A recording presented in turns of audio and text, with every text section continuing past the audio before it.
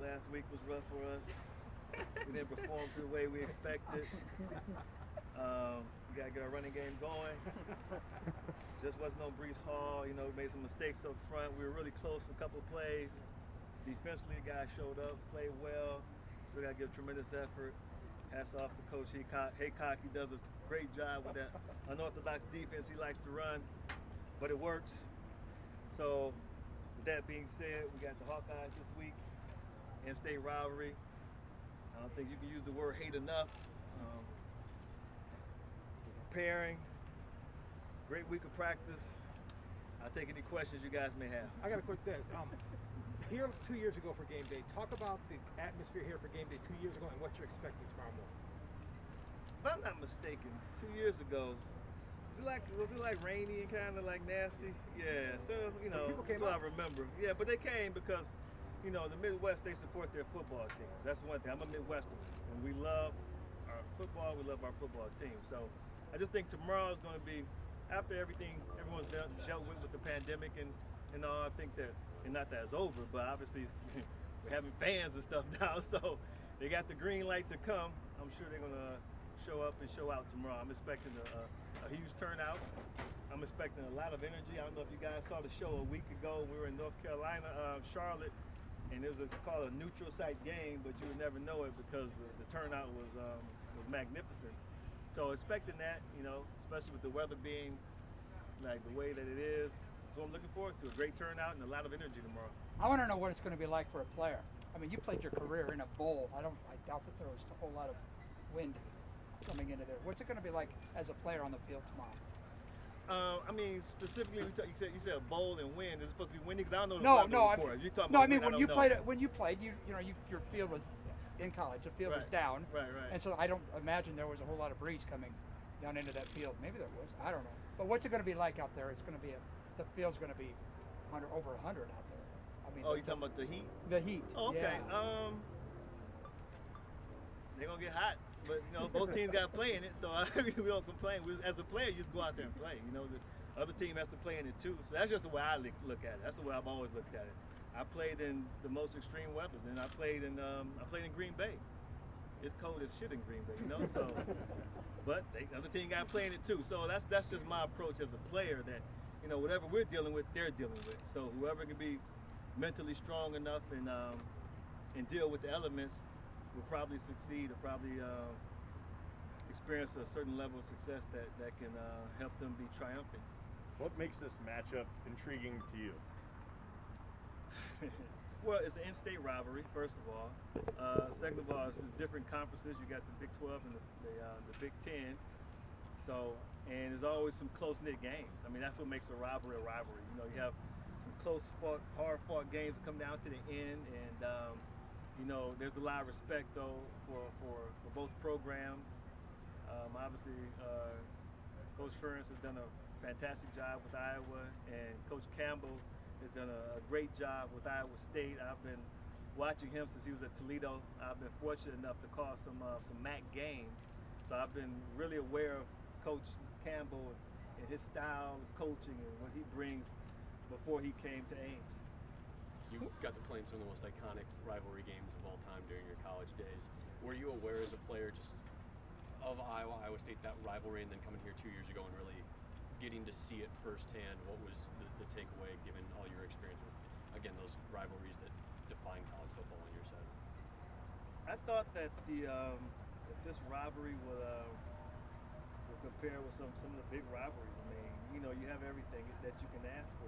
You get anytime it's in-state and you have teams who are highly ranked like this, and obviously, you know, the Hawkeyes, a team that's been respected in the Big Ten, and the Cyclones is a team that's been gaining so much respect, not only in the Big 12, but I believe nationally too, and that just adds fuel to the rivalry and makes it that much more special.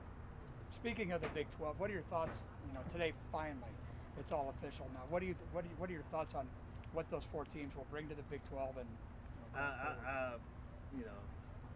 just think that this realignment thing is interesting. We got to keep an eye on it. I don't really have a strong feeling one way or another about the teams. Desmond, 1991, first play from scrimmage. Do you remember that play in Kinnick against Iowa? 52-yard reverse. Crowd was so loud. I think the defense was calling out reverse and they couldn't hear themselves. So, what do you remember from that play in that game? Wow. Did you do play-by-play? Coach Don Patterson's on a podcast of ours, and he remembers that play vividly. It was, man, you know, I remember just like you just called it. You know, Coach Moeller, you know, wanted to start off with a play like that. And I think what you do is because in a game like that game, because you have a fast-flowing defense and people are going to be excited, just like tomorrow in this stadium. I mean, these kids are going to be amped up for this game. Defensively, they can't wait to get to the ball, you know, on the first snap. So what you do is you try to use that against them. If you have the kahunas to call the reverse, you know, early like that. And obviously he did, but you try to use their aggression against them if you can, and that's what Coach Moeller was able to do. So we were able to capitalize on their aggression defensively. Who are a couple of guys you're excited to see in person on the field, that kind of stuff tomorrow? Well, I'm hoping, and you guys probably know more than I do because you live here, that Charlie Kohler's going to play at the tight end position. From all reports that I've seen, it seems like he's going to get the green light, and I just think that the Cyclones' offense just operate at a different level when Kohler's in the game, and I thought they missed him last week, so he's a difference maker, not only in the passing game but as a blocker too. And I believe he's Brock Purdy's security blanket. He's just a guy who he has like chemistry with him. They played a lot of snaps together, so he knows he's going to be where he's supposed to be.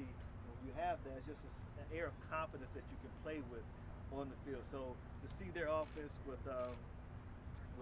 Charlie playing would be something to look at.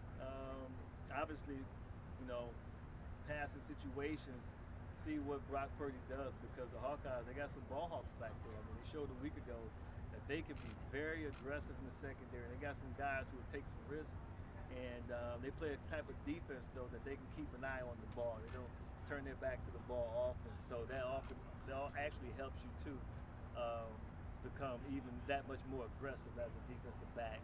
So those are some of the matchups, and obviously, Breece Hall. We do a preview show before the season starts. It was week 0 for us. We were in Atlanta, and the preview show we do our predictions. And one of the predictions that I made was that I thought that Breece Hall would be, a finalist for the Heisman. And obviously, he didn't start off strong, but there are a lot of games left to be played. When you play on, tomorrow's like a Heisman stage. Last week is not. Tomorrow's a Heisman stage, and if he's going to be like one of those guys who, gets a trip to New York, and this is all said and done, then that happens tomorrow for me as a voter. There's nothing really he could have done last week to like, oh man, no. Tomorrow against Iowa, that's the big stage. How different is this place to you from a physical standpoint? Just to keep adding facilities. They've got the Sports Performance Center complete back there. What does that say about, I guess, where the program's at, that they keep adding, things infrastructure-wise? Yeah, so when you see a program that keeps adding, buildings, they upgrade their facilities, it lets you know that they're experiencing a certain level of success.